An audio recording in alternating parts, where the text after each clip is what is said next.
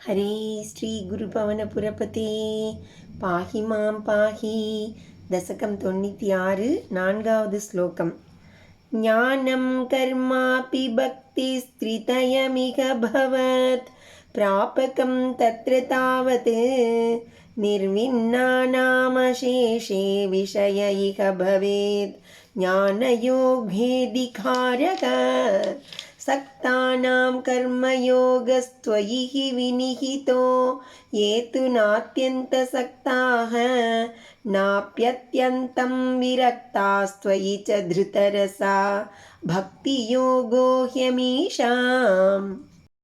ज्ञानं कर्म अपि भक्तिः त्रितयम् इह भवत् प्रापकं तत्र तावत् निर्विन्नानाम् अशेषे विषय इह भवेत् ज्ञानयोगे अधिकारः सक्तानां कर्मयोगः त्वयि हि विनिहितः ये तु न अत्यन्तसक्ताः न अपि अत्यन्तं विरक्ताः त्वयि च धृतरसा भक्तियोगः हि अमीषाम्।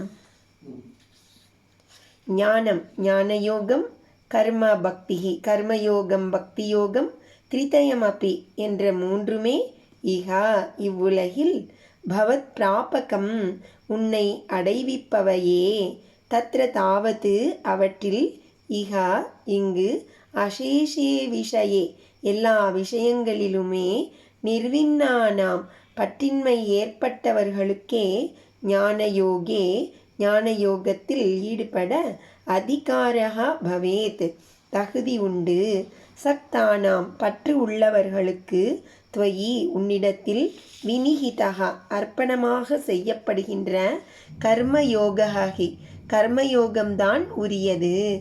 ஏ து எவர்கள், ந அத்தியந்த சக்தாக அளவு கடந்த பற்று இல்லாதவர் ஆகவும், ந அத்தியந்தம் விரக்தாக அளவற்ற பற்றின்மையும் இல்லாதவர்களாகவும், துவயி உன்னிடத்தில், திருத ரசாகச்ச ஈடுபாடு கொண்டவர்களாகவும் இருக்கின்றனரோ, அமீஷாம் அவர்களுக்கு, பக்தியோகா ஹி பக்தியோகமே தகுந்தது.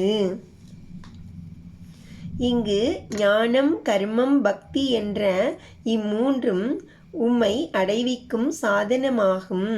விஷய சுகம் அனைத்திலும் வெறுப்படைந்தவர்களுக்கு அவற்றுள் ஞானயோகத்தில் அதிகாரம் சித்திக்கும். பற்றுள்ளவர்களுக்கு உம்மிடம் அர்ப்பணம் செய்யப்பட்ட கர்மயோகம். ஆனால் எவர்கள் விஷய சுகங்களில் மிகுதியான பற்றோ முற்றும் வைராக்கியமோ இல்லாமல் உம்மிடம் பக்திரசமுடையவர்களோ அவர்களுக்கு பக்தி யோகம்.